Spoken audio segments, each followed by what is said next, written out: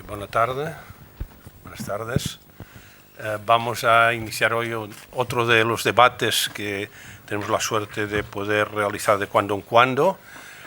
Quería en primer lugar agradecer vuestra asistencia y agradecer también la presencia con nosotros pues, de la directora de la Fundación AstraZeneca, que ha venido esta vez también a ver uno de nuestros debates y que nos da soporte en este tipo de actividades. Muchas gracias. También deciros que quiero dar las gracias a la doctora Carolina García Vidal, que es de nuestro hospital, del Servicio de Enfermedades Infecciosas de este hospital, que también es investigadora de IDIVAPS y que es profesora de la Universidad de Barcelona.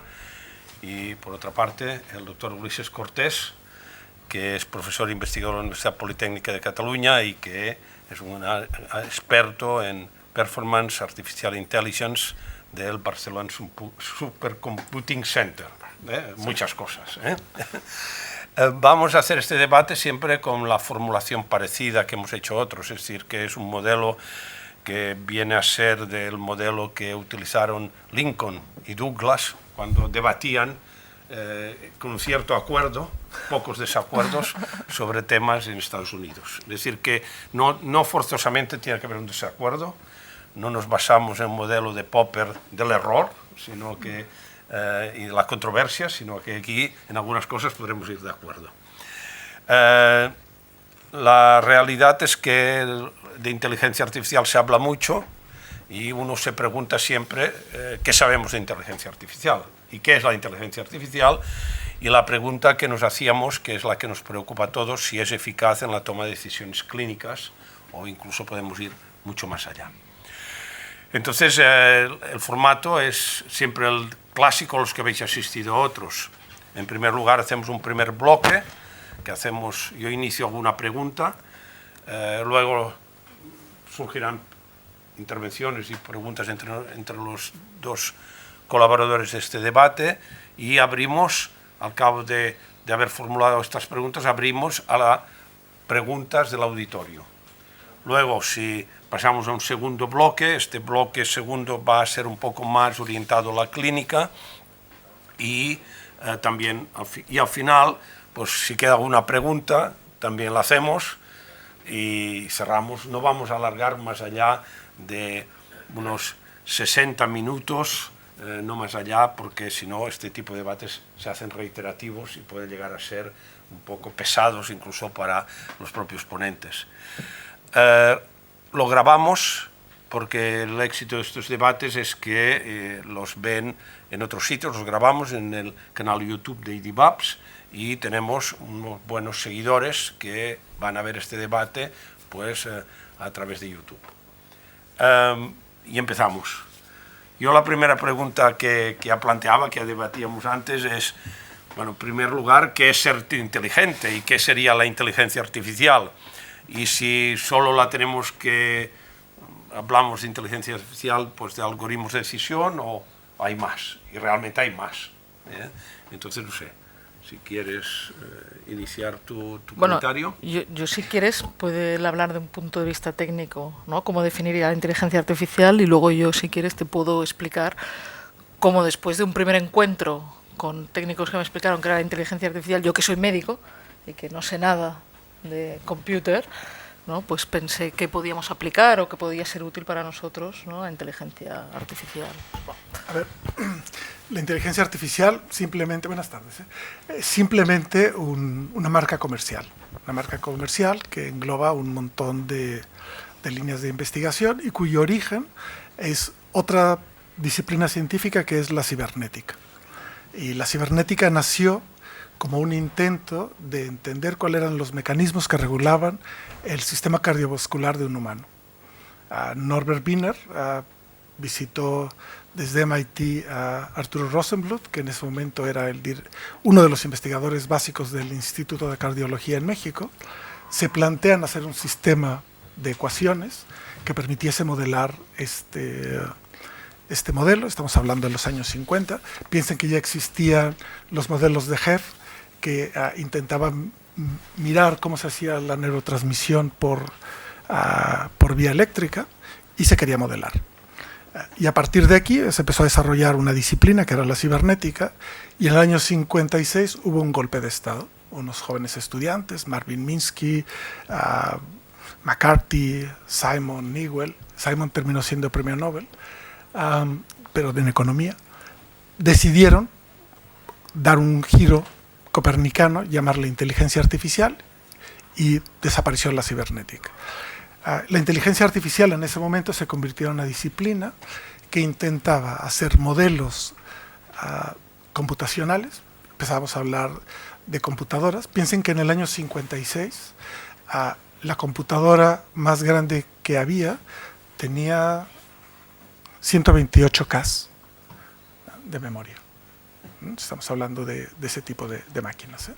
Y querían con esa máquina hacer un modelo del cerebro.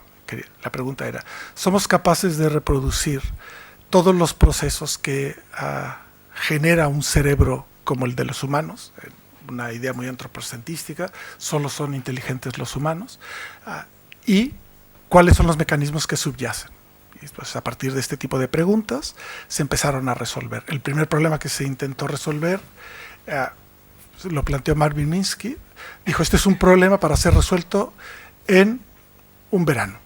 Consistía en escribir con una tiza en una pizarra una frase, que una máquina, una cámara, lo filmara, eso se transmitiese a dígitos y una máquina dijese lo que había escrito.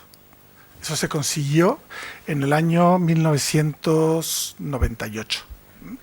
1956-1998. El otro problema que se planteó era un problema igual de sencillo.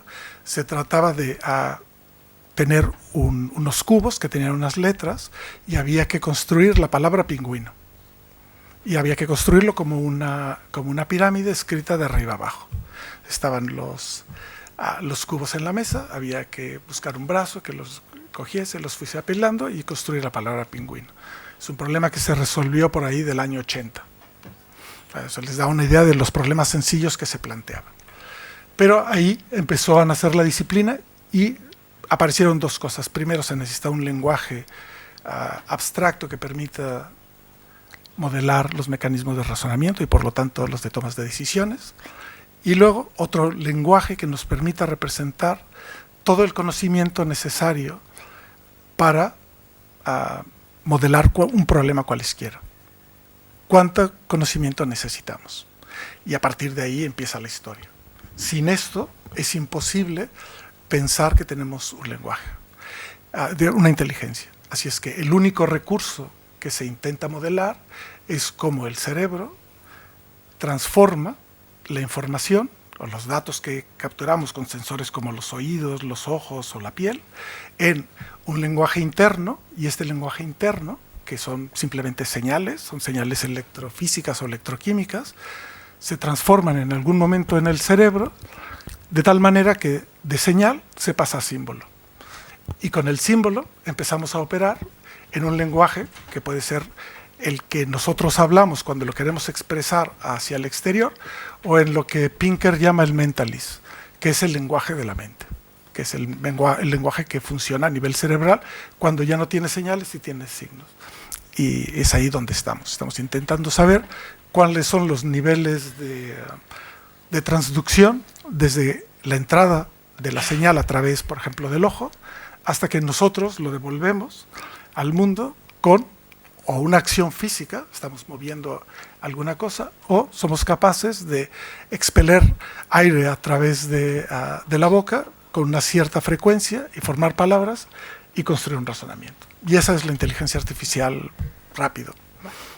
No, como ves, o sea, tendremos puntos de vista bastante diferentes y yo te escucho con mucha admiración, pero queda muy lejos, ¿no?, de cuál ha sido nuestra experiencia, de cuál ha sido nuestro pensamiento, ¿no? O sea, yo soy un médico que pasa visita cada día, que tiene unas preguntas, ¿no?, que le generan sus pacientes y que tiene unas angustias que comparte con ellos, ¿no? Y de repente, pues en tu práctica clínica, pues te das cuenta que casi todo lo que sabes, tu toma de decisiones en esos pacientes, ¿no?, viene dada, ¿no?, pues porque han habido una investigación médica que te relaciona de una manera muy directa la medicina y las matemáticas, ¿no? Cuando yo he tenido un problema, por ejemplo, ¿no? Y perdonar porque varias veces me referiré a mi ámbito porque no deja de ser el que yo trabajo, ¿no? Yo he tenido el problema de tener un paciente con fiebre y me he tenido que preguntar, ¿y este paciente ahora qué antibiótico le pongo? ¿No? Y entonces me tengo que basar en algunas cosas en qué antibiótico le pongo, ¿no? Mi problema principal es que este paciente tenga unas bacterias que sean multiresistentes y que necesiten unos antibióticos especiales. Pues qué pacientes necesitarán o tendrán estas. Hasta ahora, ¿cómo he gestionado esa duda? ¿No? Pues la he gestionado recogiendo unos datos que yo creo que todos los que estamos aquí, ¿no? Hemos hecho una base de datos, hemos hecho una hoja de recogida de datos, la hemos llenado, hemos tenido el placer de poder pasar esa hoja a unos programas, SPS, Stata, lo que tú quieras llamarle, ¿no? Y a partir de ahí, con un número relativamente pequeño de datos, ¿no? Nosotros nos hemos respondido todas estas preguntas y nos hemos dado, ¿no? Pues varios odds ratio, varios riesgos relativos, lo que sea, para decidir. Y así hemos tomado muchas de las decisiones clínicas. Yo la primera vez que oí la palabra inteligencia artificial, y lo entendí como un concepto de... Lo primero que entendí, muy alejado del concepto técnico, fue, ostras, la capacidad de poder hablar con un ordenador y de poder explicarnos, ¿no?, qué problema tengo yo y cómo tú me puedes ayudar a resolverlo, ¿no? Y mi primera obsesión, que yo creo que va un poco en la línea que tú decías, era si realmente iba a ser capaz. Porque yo, que me dedico a las enfermedades infecciosas, hace 1000 años que no le he puesto un termómetro a un paciente mío.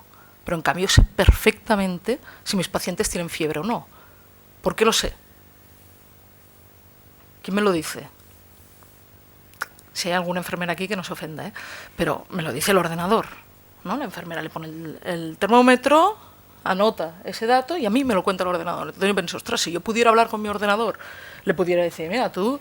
Este paciente que tiene más de 38 y que tiene menos de 500 neutrófilos, que quiere decir que no tiene células de defensa, puedes aprender, ordenador, que eso es neutropenia febril. A partir de aquí tú puedes aprender estas cosas que yo quiero saber. Y a partir de aquí, con esta gran cantidad de datos que yo, que he sido becaria 10 años, he estado recogiendo durante tal, puedes ser capaz de ayudarme a hacer esto. Y entonces, a partir de aquí, que esto es una cosa que ya hemos hecho los médicos, ¿no?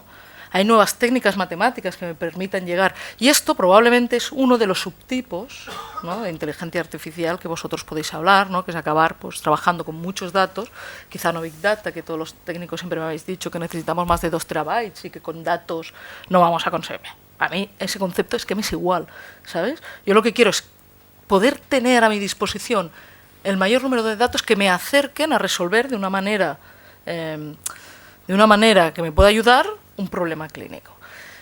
Y el punto de partida, para nosotros, o para vosotros que estáis en la sala, yo creo que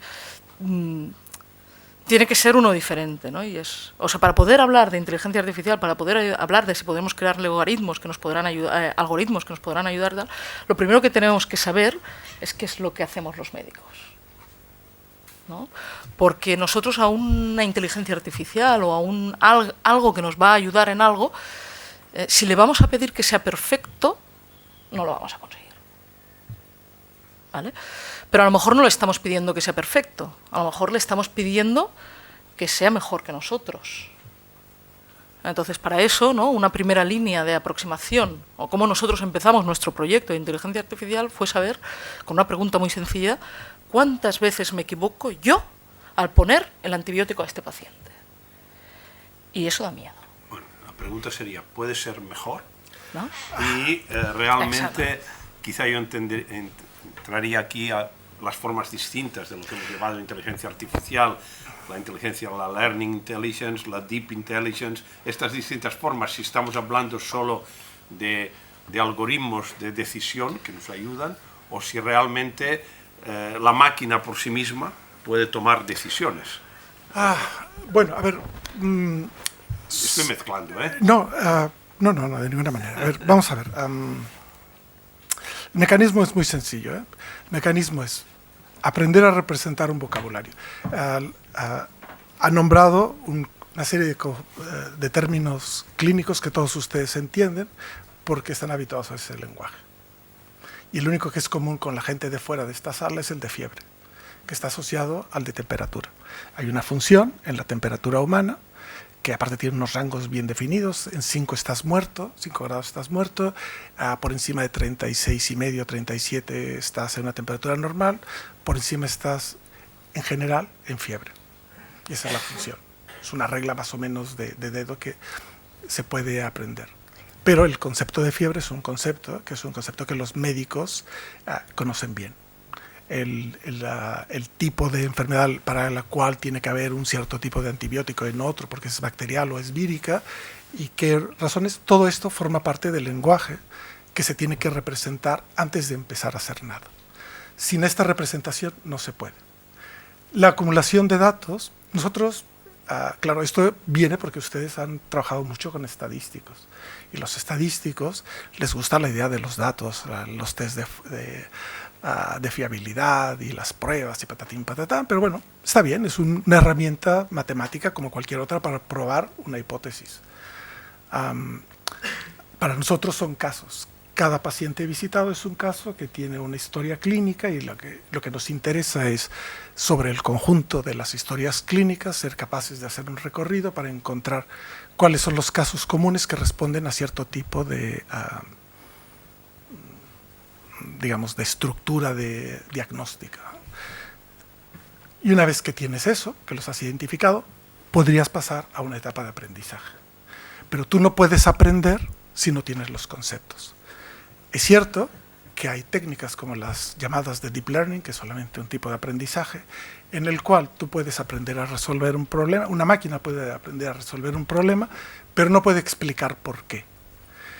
Y la Unión Europea está por la labor de prohibir en el uso de la toma de decisiones críticas, por ejemplo en el diagnóstico, el uso de herramientas basadas en el Deep Learning, porque tú no puedes explicar cómo se ha tomado eso. Y simplemente porque el politopo complejo, la función que tiene tantas variables, se ha entrenado de una manera utilizando cualquier sistema de los que tiene el Deep Learning, que nadie puede hacer la ingeniería reversa para saber cómo se ha tomado la decisión. Podría llegar a haber un tipo de interpretación. Así es que ahora tenemos en sistemas de toma de decisiones unos que están basados en la experiencia, y por lo tanto puedes hacer una trazabilidad clara de cuál ha sido el mecanismo, porque ha seguido un tipo de razonamiento aristotélico o de cualquiera de estos que conocemos, tipo los silogismos, o utilizas el Deep Learning. Y esto es una pelea, esto es como el Barça y el Madrid, ¿qué te gusta más? ¿No? ¿Llegar a ser mejor o no? Sí, para cierto tipo de tareas muy específicas, una máquina siempre será mejor que un humano. Esto no hay duda. Para resolver ese problema. Otra cosa es, tenemos máquinas que son capaces de plantear la diferencia y decidir que esto es un problema y por lo tanto se tiene que resolver. Eso ya es más difícil, porque ahí requiere creatividad. Todo el mundo sabe lo que es un problema, pero es muy difícil definir un problema. Así es que tenemos un problema con el uso del lenguaje. Doctora García Vidal. Yo creo que has hablado de cosas interesantísimas, pero lo que no sé muy claro es si muchos de ellos que son médicos entienden muchas de las cosas que has explicado por falta de background de cosas que para vosotros pues son muy fáciles, ¿no? Pero que para nosotros nos cuestan mucho, ¿no? Así como síntesis, decir que lo primero que yo tuve que aprender es, yo me acuerdo cuando yo empecé, que a mí me decían, no, es que nosotros, ¿no? Una vez tengamos estos datos traducidos, o sea, que podamos entender lo que tú dices, no solo la temperatura, sino cualquier dato que pueda haber en la historia clínica electrónica, ¿no? Podríamos encontrar patrones, podríamos encontrarte casi las preguntas sin que tú nos las hicieras. Para mí eso, cuando me decían esto, decía, esto es imposible. ¿Vale? Entonces, yo creo que el Deep Learning intenta ir un poco por, ¿no? Pero lo digo porque no sé si ellos entienden la diferencia entre Deep Learning y no Deep Learning, ¿no? Entonces, yo recuerdo al principio de esto que yo les decía, mira, ¿sabéis qué? Si queréis, para empezar a trabajar, vamos a traducirnos unas cosas, vamos a tener unos datos y dejar que yo sea quien os haga una pregunta y dejar que yo supervise, ¿no? Que es el supervised, ¿no? El proceso de cómo, ¿no? Y esto para nosotros nos creó una confianza ¿no? En aquel proceso, porque si yo le tengo que dar a un ordenador un conjunto de datos y él, por ejemplo, tiene que encontrar unos patrones que él ve que se repiten, ¿no? En 400.000 millones de personas para encontrar una enfermedad minoritaria, ¿no? Pues probablemente sí que eso tiene un sentido, pero está tan lejos de lo que yo puedo llegar a entender que yo creo que el médico está muy lejos. Entonces nosotros cuando empezamos con esta idea pensamos, bueno, pues lo hacemos, ¿no? Cogemos unos datos, hacemos una pregunta clínica, ¿vale? Y supervisamos. Yo quiero que a partir de aquí tú busques, ¿no? Pues este dato, ¿no? Y encuentres ahí los patrones que son parecidos, ¿no? Y eso es lo que, por ejemplo, yo creo que haciendo. La medicina es, después de lo militar, después de lo militar, el área donde más esfuerzos se han hecho en inteligencia artificial, porque aparte es lo más evidente. Y es lo más evidente por una cosa muy sencilla, es decir, los grandes especialistas están en los grandes hospitales y la medicina de excelencia está en los grandes hospitales.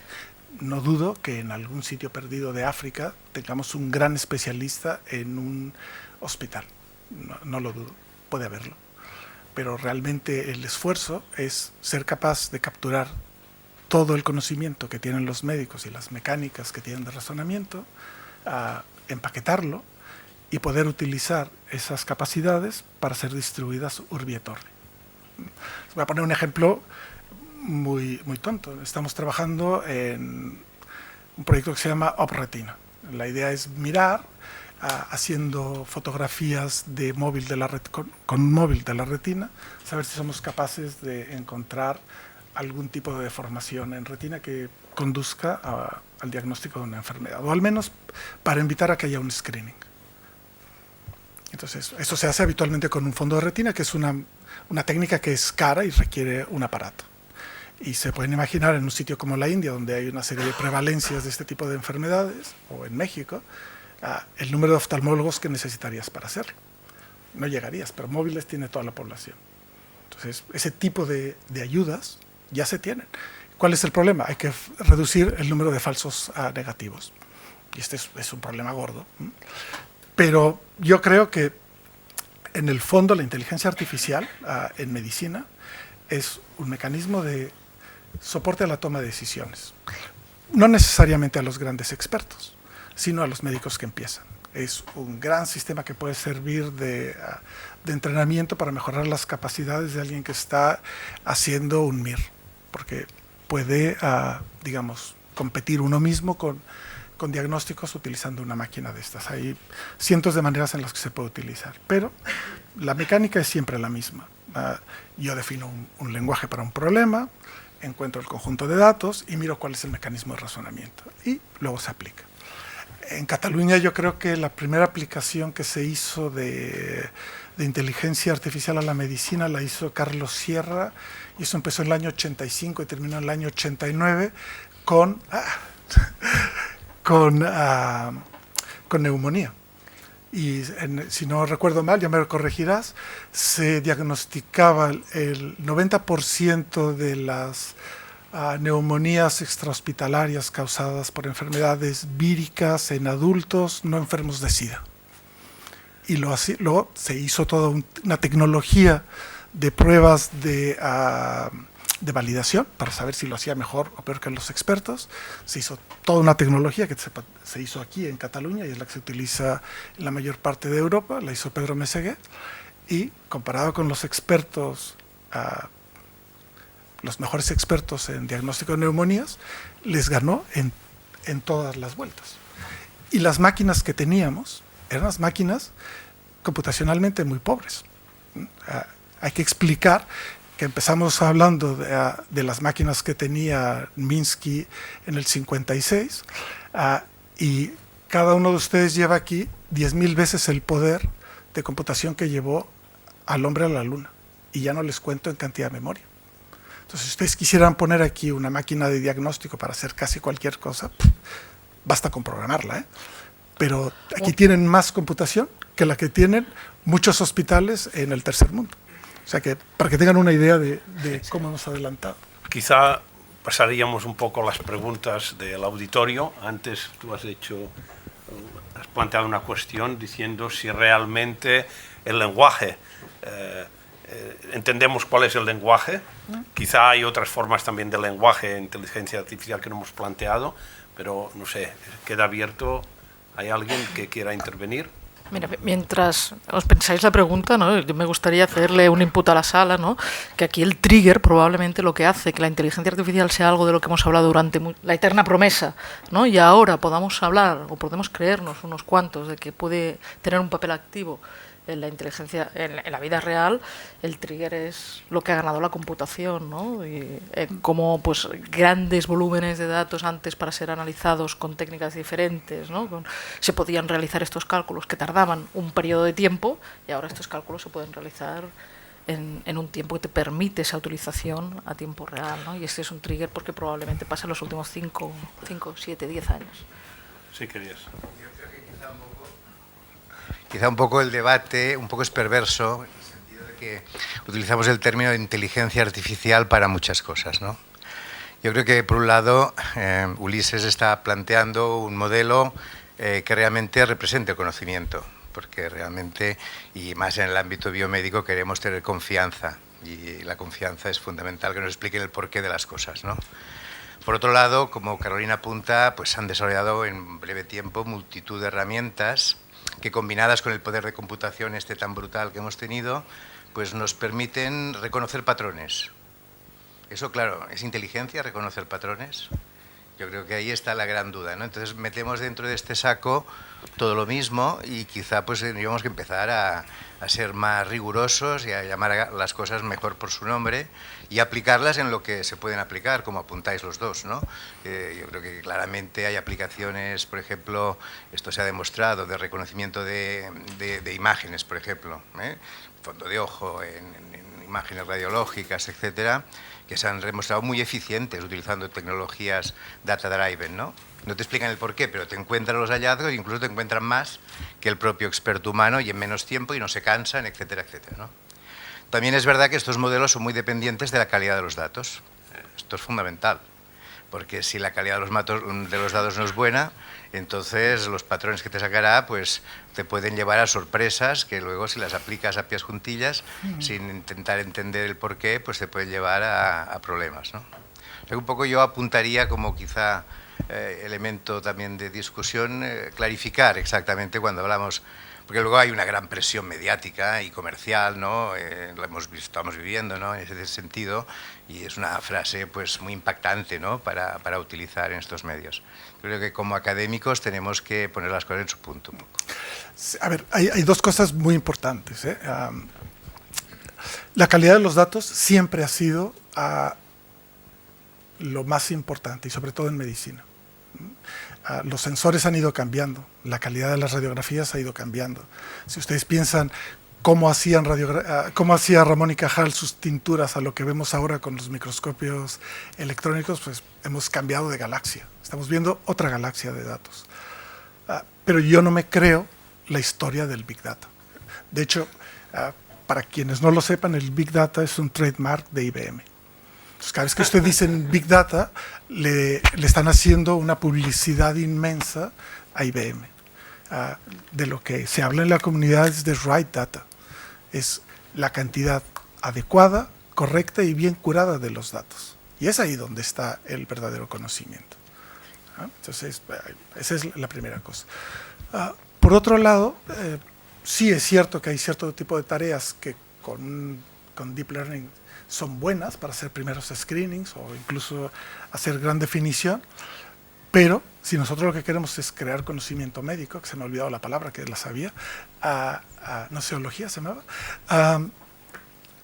no podemos eludir la necesidad de la autoexplicación de la máquina.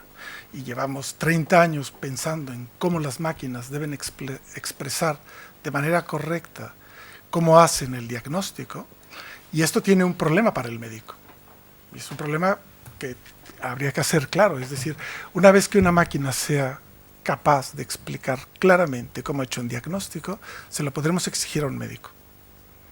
Es decir, cómo ha incluido todas las posibles variables que ha utilizado para hacer un diagnóstico y explicarlo. Entonces, si una máquina puede hacerlo, un humano debería poderlo hacer. Y es ahí donde cambiaremos de de liga a la hora de hablar de las herramientas de soporte a la toma de decisiones clínicas o críticas en medicina. Y esto, bueno, es un debate abierto enorme, porque simplemente la manera de formular los diagnósticos tiene un sentido u otro. Y en Europa la medicina no está legalizada. Piensen ustedes el batiburrillo que es un sitio como Estados Unidos, donde toda la medicina está legalizada.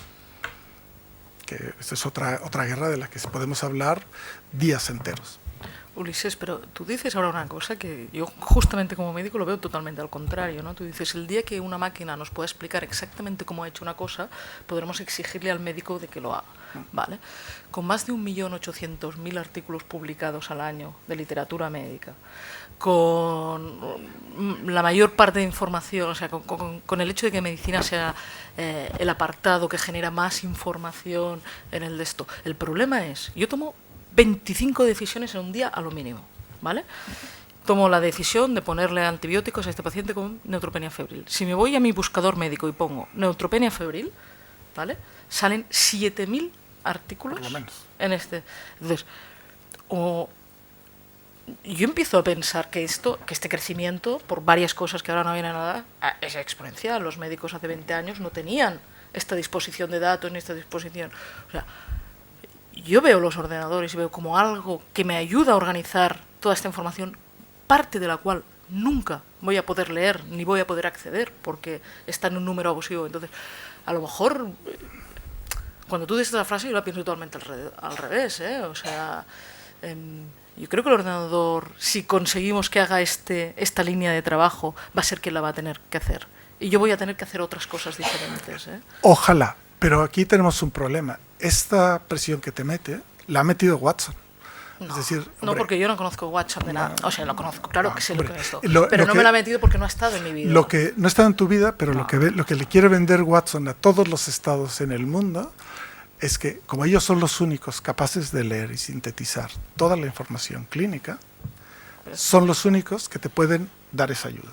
Y estamos en nosotros los tenemos ahí en el BSC y tenemos una máquina que podría competir en capacidades con ellos.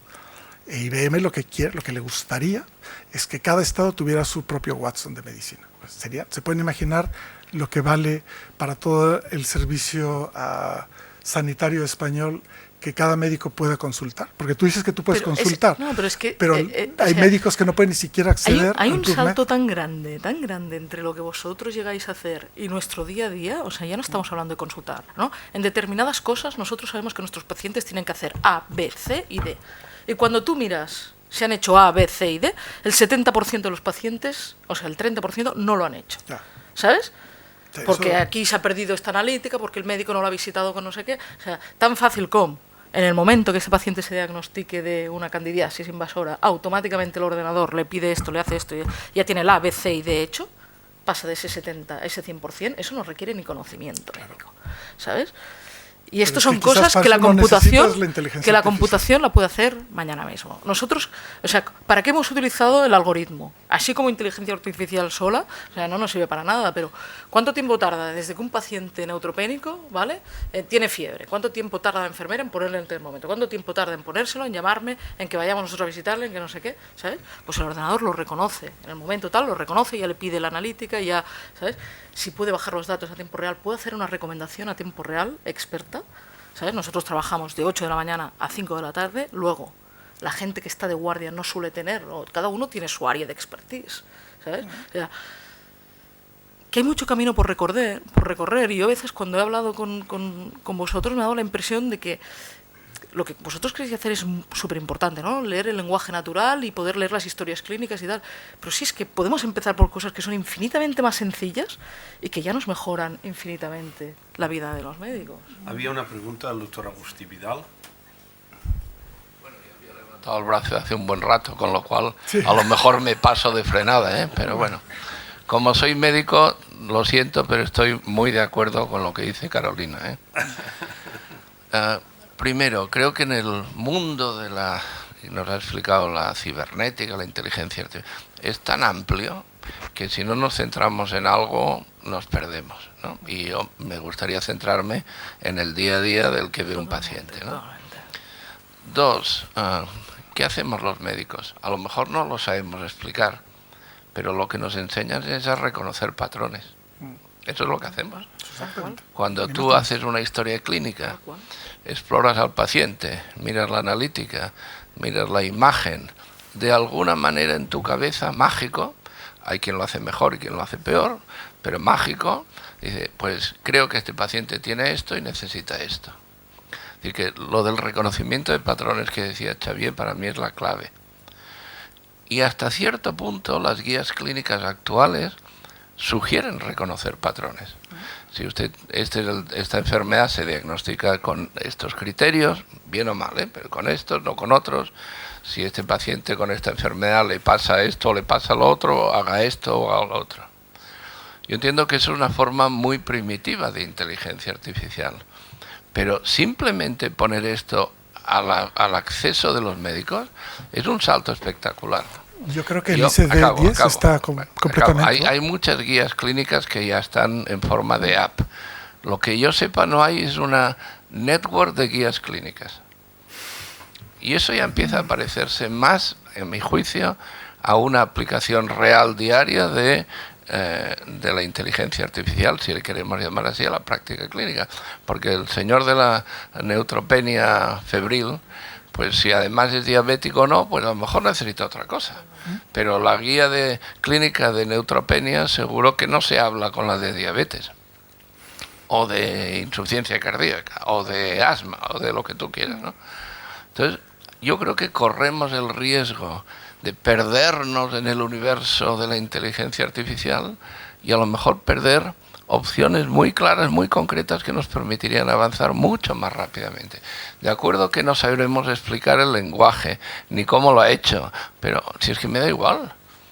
A mí si yo tengo un ordenador o un iPhone que ya para empezar lee la información del sistema, no se la tengo que dar yo. Y me dice, mira, de acuerdo a esto, tiene esto, y necesita esto. Y luego está la decisión final del médico, ¿no? No deberíamos estar tan lejos de esto, ¿o sí? No. De hecho, como Javier bien sabe, nosotros vamos a demanda. Yo todos los proyectos que he hecho de medicina, y estoy trabajando con médicos desde el año 85, viene un médico y me pide. Tú pide y yo veo si se puede hacer. He hecho casi de cualquier cosa. ¿Y lo que yo te he pedido se puede hacer? Claro. ¿Y por qué no lo hacemos? Pues porque nadie me lo ha pedido. ¿Ya te lo han pedido y ahora? A ver, la Fundación AstraZeneca lo financiará, ¿no? Perdón. A ver, Xavier me conoce y hemos hecho neumonías, hemos hecho reumatología, hemos hecho... Pero el truco es que yo te digo que hagamos neumonías, que además son diabéticos y que además... Bueno, sí, la comorbilidad. No sé tratar el problema de comorbilidad con el falta de adherencia y si tenemos problemas de ancianos y lugar preferido, son problemas que hemos tratado. Pero a mí nunca nadie me ha dicho, coge dos grafos, que en el fondo cada guía es un grafo, haz la alineación y júntalos. Pues te lo acabo de decir. Los de epigenética han venido y me lo han pedido y hacemos cosas de esas. Pero... yo realmente me dedico a una cosa muy sencilla, que es saber cómo A está relacionado con B. Es el problema número 6 del Tractatus Lógicos Filosóficos y desde que terminé la tesis solo me dedico a eso. Ahora bien, cuando alguien viene y me dice, tienes dos grafos, este es A y este es B, ¿y cómo se relacionan? Pues ya veo cómo se hace. Pero no son dos grafos, son muchísimos más. Bueno, si porque no es la con B, con C, con D. Sí, pero no es la comorbilidad. Yo creo que es una limitación nuestra. A ver, yo soy neumólogo y como mi paciente tiene una enfermedad respiratoria, para mí que sea diabético es una comorbilidad. Claro. Para el doctor Gómez, que es endocrino, su paciente tiene una diabetes y su comorbilidad es que tenga asma. Ajá, pero ¿no? eso se llama alineación. Y al cardiólogo le da igual porque solo mira el corazón, ¿no? Sí. Pero, ¿es verdad o no? Y si hay algún cardiólogo que me perdone. Bueno, no, pero si es que no es comorbilidad, es complejidad. Vale, llámale como quieras. A mí, lo que nosotros hacemos, tanto nosotros como el grupo de Bellaterra, es...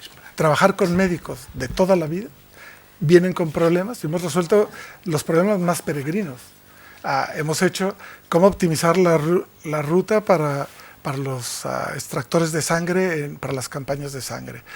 Cómo mezclar bolsas de sangre para obtener la mejor mezcla para las transfusiones, cómo hacer la asignación de órganos y tejidos para trasplantes con la OCAT. También lo hemos hecho para la ONT. Tell me.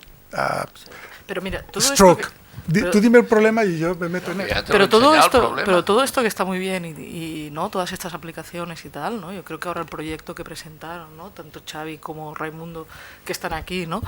Que está muy bien, pero que lo que tenemos que hacer es traerlo al hospital, ¿no? Poder tener ahí una ontología y poder tener una manera de que esto, porque la verdad acaba sirviendo de poco que exista un algo para un neumólogo, para un no sé qué tal, que el resto del hospital no tiene acceso, no tiene contacto. Eso no. Pero este es un problema interno del hospital, y del sistema de informática. Estamos aquí todos para ¿no? hablar Javi, sobre todo, ¿no? Esto él lleva toda la vida intentando organizar sistemas de informática dentro del hospital. No quizá valdría la pena pasar, cambiar un poco de... uno de los temas es hasta qué punto la inteligencia artificial puede ayudar a empoderar al paciente. Es decir, por ejemplo, en diabetes, tú tienes la glucemia, y aquí el doctor Conjet y el doctor Jiménez han trabajado mucho en este campo. Tienes la glicemia, tienes la dosis de insulina, tienes lo que come, tienes lo que hace ejercicio. ¿Hasta qué punto la inteligencia artificial puede ayudar no al médico, sino al paciente en su toma de decisiones? Hay sistemas que para TD1 permiten hacer el cálculo dependiendo de cada día. Y eso se adapta, tienen sistemas de aprendizaje adaptativo. Aquí en Girona, Beatriz López, junto con un grupo de la Universidad de Reading en Inglaterra, tienen algunos de los mejores dispensadores y sistemas de adaptación utilizando case-based reasoning, razonamiento basado en casos. Y bueno, se han hecho. En la universidad tenemos para adrenalina, para Parkinson, es decir, siempre que tienes una bomba y tienes condiciones cambiantes, porque el paciente cambia día a día, tiene distintas situaciones, vamos haciendo. Por ejemplo, el de adrenalina, que es el que mejor conozco, que lo hizo el profesor John McAvestein de nuestra universidad, se intentaba ver cuándo era necesario recargar la bomba de adrenalina, porque empezaba un tremor. Entonces, tenemos 3 casos en los que nuestro sistema es incapaz de decidir si el tremor está causado por Parkinson o por otra situación.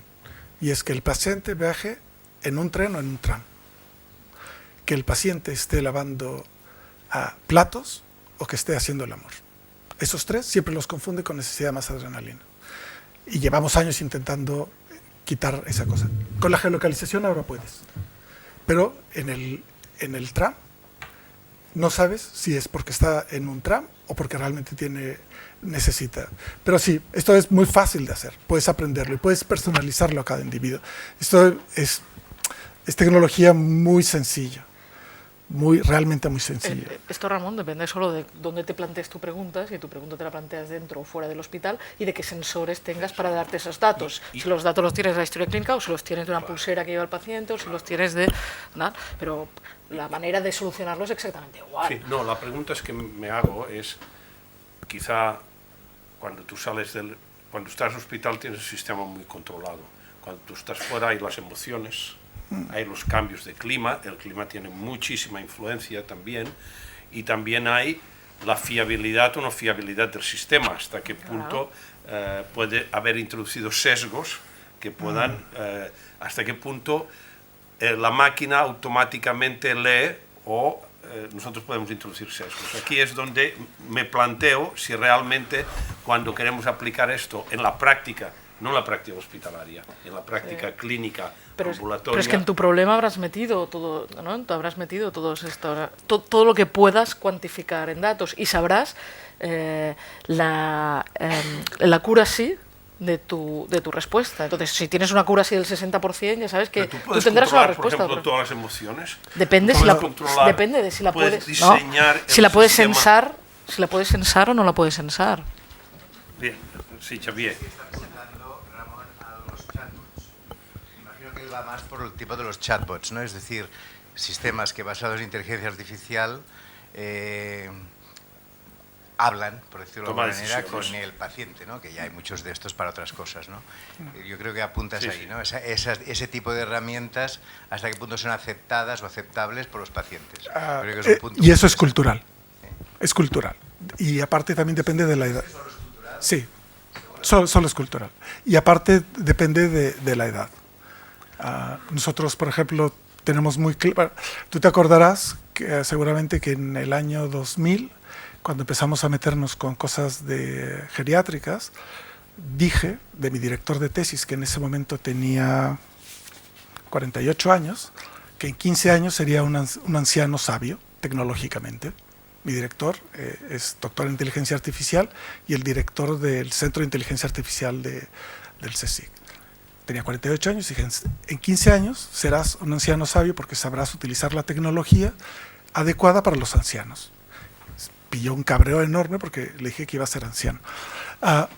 Y yo creo que es tecnológico, digo, es cultural, y dependiendo de la franja de edad en la que estés y qué cultura tienes y tu relación con la tecnología, hay cosas que serán más aceptables o menos aceptables. Los chatbots en general tienen grandes problemas, es decir, Siri y Alexa, que son el ejemplo típico de los chatbots, son demasiado invasivos. Entonces, ¿quién está detrás del chatbot? ¿Está un sistema público o es una compañía? Si es una compañía, hay que habilitarlo. Si es un sistema hospitalario y me asegura que los datos se conservan íntimos, ya entramos a la IT y hay otras cosas. No es tanto la tecnología, sino qué hay detrás del uso de tus datos. Entonces, aquí estamos entrando en otra historia. Sí, volvemos a la confianza. Sí, pero no en pacientes psiquiátricos con trastorno del juego, con pacientes que es un perfil que no se asemeja mucho al que le gusta la tecnología y tal.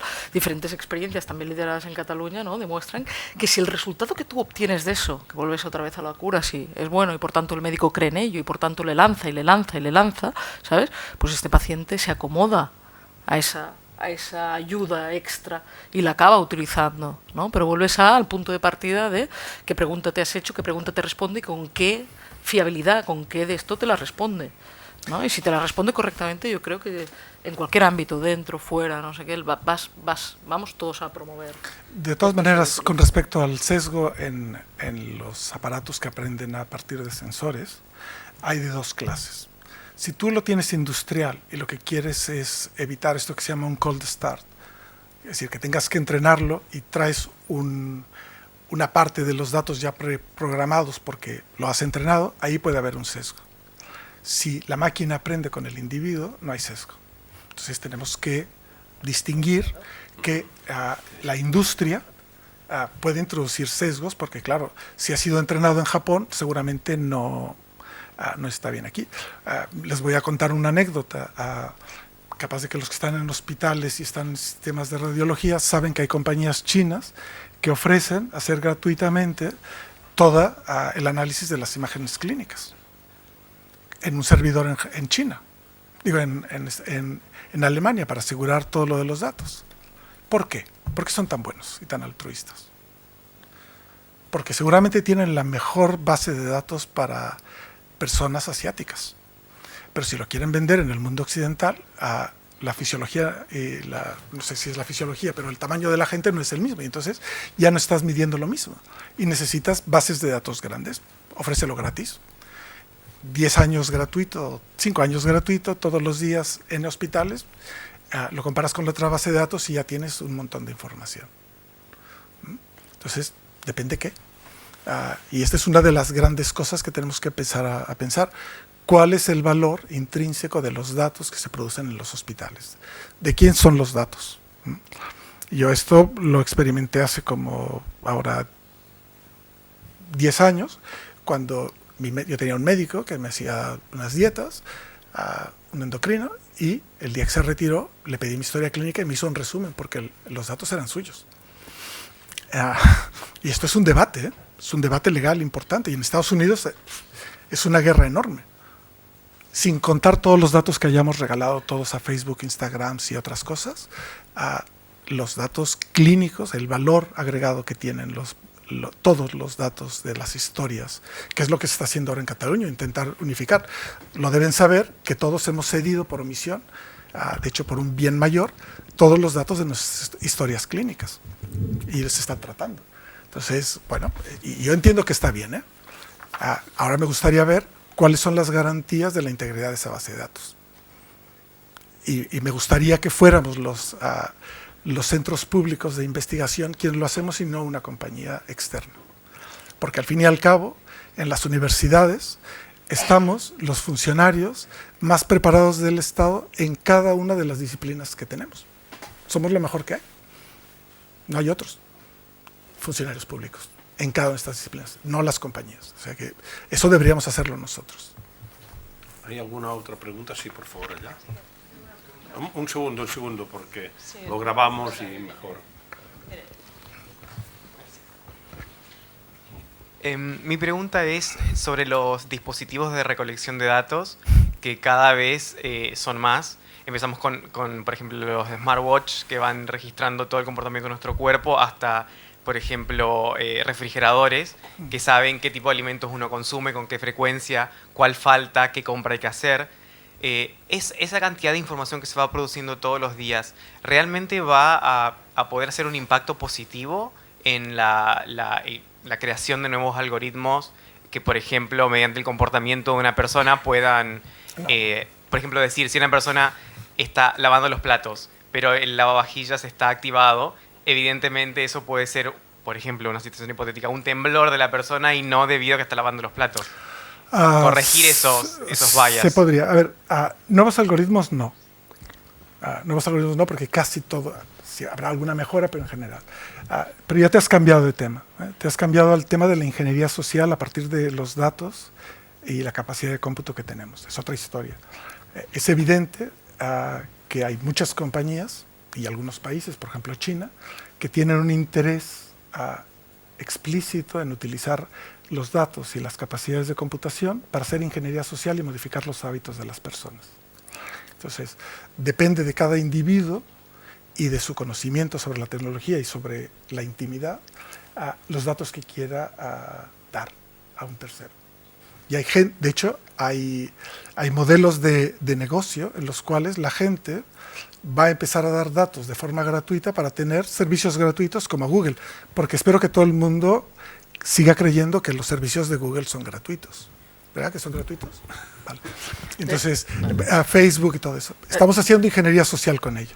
Déjame ahora responderte totalmente diferente, ¿no? O sea, yo soy un médico y de ingeniería social no sé nada y es que me interesa cero, ¿sabes? Y entonces, que la nevera me diga lo que tengo que comprar, me interesa cero. Si voy a acumular datos y voy a responder preguntas que no me hago, pues ya se las hará alguien, ¿vale? Me es igual.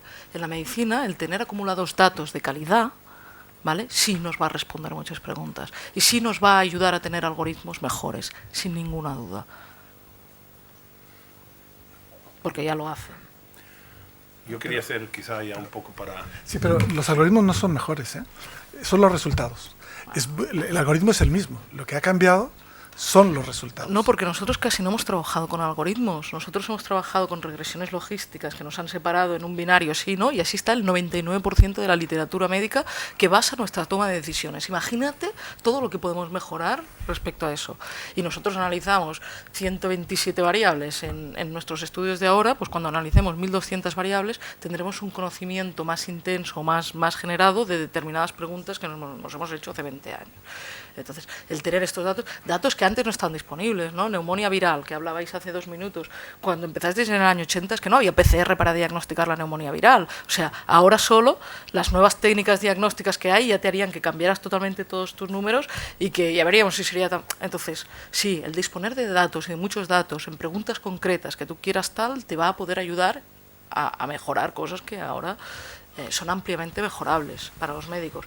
Yo creo que ellos van tan adelante nuestro que cuando se sientan, a mí a veces me ha dado vergüenza decirle a un técnico, mira, es que a mí lo que me gustaría hacer es esto, ¿sabes? Y de, esto está tirado, ¿sabes? Entonces, no sé si entiendes mi contrapunto. Sí, sí. Yo quería quizá un poco para ir terminando, plantearse 2 grandes preguntas.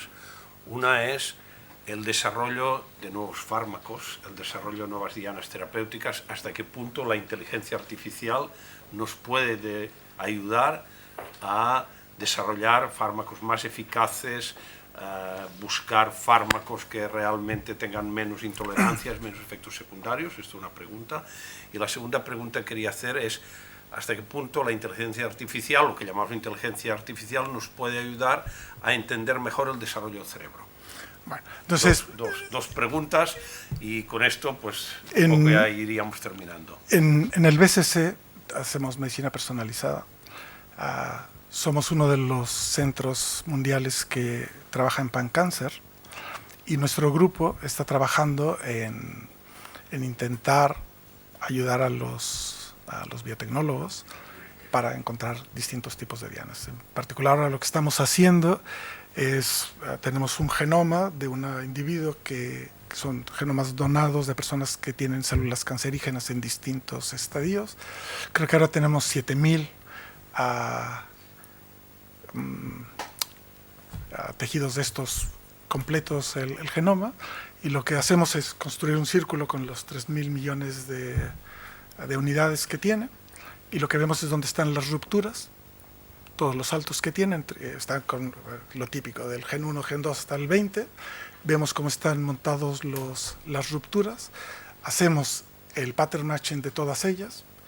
Por otro lado, pero esto es a ciegas, por otro lado, como sabemos qué clase de cáncer tuvo y si se ha creado en el endodermo, en todo este tipo de cosas, lo que intentamos es encontrar los patrones y encontrar nuevas vías para que los médicos exploren para saber si podrían localizar un nuevo tipo de fármaco. ¿Qué estamos ganando? Que no se hagan experimentos con cierto tipo de partículas que ellos harían de todas maneras, pero nosotros ya damos las dianas. Una vez que se tiene esto, hay otro grupo que lo que está haciendo es docking de proteínas para ver si la proteína que están utilizando va a encajar en el sitio donde les hemos indicado, pero es todo simulado. Y cuando ya tienen la diana y tienen el docking, entonces se puede empezar la vía. Y esta es la manera en la que de momento, que yo sepa, estamos haciendo. Y luego hay otra cosa para corazón, no sé exactamente todos los detalles. Hay una chica que lo que está haciendo es mirar el tipo de fármacos que se dan para un cierto tipo de enfermedad en el corazón y ver por qué ese mismo fármaco que se daba a hombres y mujeres, en las mujeres tiene menos eficiencia. Y está intentando diseñar la variante para que ese fármaco ahora sea para las mujeres. Ese es lo que estamos haciendo nosotros. Pero más que la inteligencia artificial, es el conjunto de preguntas que hacen las farmacéuticas. Entonces, a mí siempre la pregunta que les hago a los que vienen de farmacia es, ¿por qué quieres cronificar la enfermedad y por qué no buscas una cosa que elimine la enfermedad? Si hay maneras. Y esas son las dos preguntas que a mí me interesan. Ellos tienen otras preguntas. Pero la pregunta es, ¿yo puedo encontrar algo que pueda reparar de alguna manera, que acabe con la enfermedad? No sé, el colesterol. ¿Podemos encontrar una manera para que desaparezca y no tener que tomar una estatina toda la vida? Y esa es la pregunta, para mí sería la pregunta. Y entonces eso sería mucho más divertido que, bueno, tienes una enfermedad, a ver si puedes encontrar algo que sea mejor. Esto es complejo, ¿eh? Bueno, porque hay enfermedades no de causa única, sino no, por de eso. causa... Pero esa es la pregunta que yo hago como alguien de fuera del campo. Entiendo tu pregunta, sí. ¿Qué piensas? Yo soy una mala persona para responderte esto porque toda mi actividad relacionada con inteligencia artificial ha sido muy dirigida a resolver problemas clínicos y he estado muy alejada de la farma. Te puedo decir cosas que he leído que, ¿no? O sea, obviamente, si tú antes no disponías de información genómica y ahora puedes tener millones de información de base puedes intentar buscar mejores dianas para tus fármacos y esto es una cosa pues en la que se está trabajando y obviamente aquí sacan, ¿no? O sea, no es una casualidad que en los últimos 10 años pues hayan aprobado más de 200 fármacos biológicos nuevos en diferentes especialidades. Esto no ha pasado por casualidad, ha pasado utilizando estas técnicas, ¿no? Y bueno, es un y poco en cuanto a lo del cerebro. Las redes cerebrales o la net. Yo he trabajado... redes neuronales. Los parras de redes neuronales. Yo he trabajado muy poco con cerebro. Los últimos 8 años de mi vida los he dedicado a trabajar en un problema que es la determinación de la onda de dolor en médula. Entonces, trabajo con un neurofisiólogo mexicano que trabaja con gatos, es uno de los últimos laboratorios del mundo donde pueden trabajar con gatos, y entonces fundamentalmente lo que se hace es anestesiar un gato, se le hace una intervención, se se abre la médula, se deja al exterior, se colocan sensores y se inyectan distintos componentes en las patas o se dan algún tipo de electroestimulación y otros tipos de estimulaciones y se mide de entre L4 y L7. Y luego hay una señal que se toma a nivel cortical y otra en la base del cerebelo. Y entonces lo que queremos ver es si somos capaces de identificar de todas las señales que pasan por allí, cuáles son las que duelen. Y si hay distintos tipos de dolor, si podemos cuantificar el dolor. Y entonces esto fundamentalmente se ha hecho con capsaicina y se ha hecho con mentol y con quemaduras. Entonces ahí lo que hemos aprendido es que sí se puede identificar cuál es la señal dolorosa. Sabemos que la señal dolorosa que produce la capsaicina es distinta a la que produce el mentol. Sabemos que si se hace una intervención interrumpiendo por encima de L7 la médula, el sistema entra en caos y que el dolor persiste. Sabemos que si se anestesia antes de poner capsaicina, el sistema vuelve antes de la capsaicina, al sistema anestesiado y deja de doler. Y la otra cosa que sabemos es que independientemente de que el sistema esté anestesiado, el sistema sigue sintiendo la señal de dolor, pero no se manifiesta con una respuesta a nivel cortical. Entonces somos capaces de identificar los circuitos que inhiben el dolor por el uso de la anestesia, de una preanestesia antes de la intervención. Y la otra cosa que somos capaces de identificar es cuánto sufre la médula, y entonces se podría llegar, o sea, la idea que ellos tienen es medir cuando se hacen intervenciones, por ejemplo, como el trasplante de pulmones, y que hay un momento en el que se interrumpe el riego sanguíneo, saber cuánto está sufriendo la médula, para saber en qué momento podría empezarse a producir un riesgo cerebral, un daño cerebral. Y entonces lo que estamos viendo es qué clase de circuitos están. Y el trabajo fundamental de este neurofisiólogo, que se llama Pablo Rudomín, le dieron el Príncipe de Asturias en el año 84-85 por inhibición presináptica, es identificar esos circuitos y saber en qué nivel de escala están. Entonces, bueno, estamos identificando ahora a nivel de cerebro cuáles son estas cosas. Esa es una. Y la otra cosa que hemos hecho, pero esta la hemos hecho con otro neurofisiólogo mexicano, es identificar los patrones de activación en córtex que indican el movimiento de las extremidades y saber si, ante amputación, si el cerebro es capaz de reproducir los mismos movimientos y entonces mover un brazo. Es decir, a un animal se le entrena para hacer una tarea, se le amputa y entonces se mira si el cerebro es capaz de activar un brazo armado haciendo el mismo. Entonces, ver cuál es la plasticidad del circuito. Y se ha hecho esto con amputación caliente y en frío. El miembro fantasma creo que le llaman ustedes.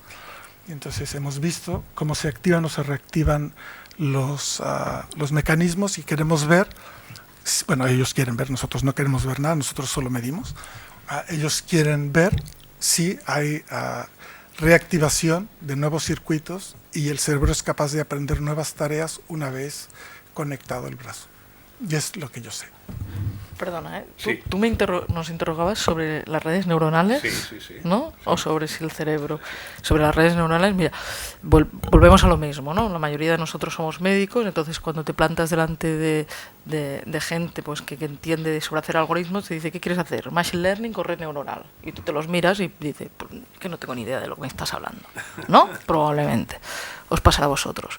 Entonces, cuando yo me enfrenté a este dilema, ¿no? Pues me lo explicaron, ¿eh? Me dijeron, mira, muy básico y probablemente poco técnico, no te pongas nervioso. Uno, ¿no? Con un algoritmo de Machine Learning, yo me haré una pregunta y pues, ¿no? Lo pondremos en esa caja y luego saldrá una respuesta, ¿no? En una red neuronal intenta simular, ¿no? El pensamiento, primero un paso, después otro, después otro, después otro que puede tener el cerebro. Entonces llegaremos a una conclusión sobre estos puntos de predicción, entonces buscaremos, ¿no? Los puntos que quedan más periféricos, los puntos, y vas sumando diferentes algoritmos que parten de la respuesta anterior que te ha dado el algoritmo y que por tanto llegas. Bueno, todo esto que os explico, que puede tener sentido o no, ¿no? Yo os puedo explicar lo que nos pasó a nosotros en la práctica clínica, ¿no? En la práctica clínica, cuando nosotros nos poníamos a responder preguntas utilizando Machine Learning, ¿vale? Con 7 millones de datos primero, y con 150 millones de datos y con 440 millones de datos después, ¿no? Pues siempre conseguíamos unas accuracies del 80%, fueron lo máximo, ¿no? Cuando utilizamos las redes neuronales y expertos en redes neuronales, ¿no? Pues conseguimos con la misma cantidad de datos llegar a accuracies del 98, del 99%. Entonces, sin que yo os pueda explicar tecnológicamente lo que es una red neuronal o Machine Learning, tengo muy claro que para mis preguntas clínicas, como yo hacía antes la investigación, como la quiero hacer a partir de ahora, ¿no? Pues voy a trabajar con el equipo de red neuronal. ¿Un comentario? Bueno, sí. El Deep Learning es una de las hojas pequeñas, ahora crecida por la capacidad de cómputo del Machine Learning. Hay dos clases de aprendizaje automático, que es el Machine Learning. Hay uno que es simbólico y otro que es subsimbólico. Y el subsimbólico es exactamente este que ella menciona. Dentro de todos los subsimbólicos, las que se llaman Deep Neural Networks, que son las que están ahora en boga. Pero que pueden no ser deep. Las redes neuronales pueden no ser deep. Podrían no ser deep, pero bueno, en el fondo ahora casi todo lo que se hace para el tamaño de datos que ya mencionas, realmente se necesitan cosas relativamente gordas. Pero bueno, es una tecnología como cualquier otra. De hecho, tampoco es novedosa y se debe a un neurofisiólogo. Es decir, los circuitos Hebbianos pertenecen a las ideas de Hebb. Y para que tengan una idea de cómo han cambiado los tiempos y cómo le debemos a distintas personas, Hebb hizo el diseño original. La primera implementación de una red neuronal se hizo en el año 54, la hizo Marvin Minsky, y cada neurona pesaba medio kilo. La física, había transistores, válvulas, medio kilo, y todo el circuito tenía 42 redes neuronales. Ahora tenemos algunas que tienen 100 millones, si caben en un chip. Entonces ha habido un cambio. Pero que realmente la clínica, lo que hemos necesitado, o sea, con 20 neuronas, 14 ocultas y no sé qué, que yo no entiendo nada de lo que dice esto, ¿vale? Conseguimos predicciones que son mejores que las de los médicos y que se pueden hacer en un ordenador de mesa, ¿sabes? Entonces yo creo que este es el mensaje importante para los que no podéis hacer esta red neuronal porque no la vais a saber hacer y que necesitáis ayuda de los expertos que os van a ayudar, ¿no? O que nos pueden ayudar. Pero vaya, a mí también me ayuda, ¿no? Bueno, si no hay ninguna pregunta más, si no hay nadie que quiera intervenir, cerraríamos este debate, que para mí ha sido muy interesante, he aprendido muchas cosas, tanto de una parte como de otra. Decir que mi impresión es que lo que llamamos inteligencia artificial, que sería, creo que hemos llegado quizá un poco más cerca de alguna definición, sería más un aliado que un sustituto.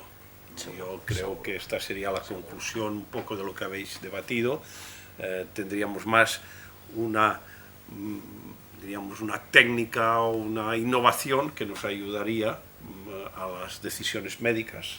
Sería un aliado, quizá potenciaría, facilitaría una fiabilidad de nuestras decisiones médicas, esperemos, y quizá no llegaría a sustituirnos. Y quizá esto es una expectativa para los que estén en una fase muy inicial de su carrera profesional.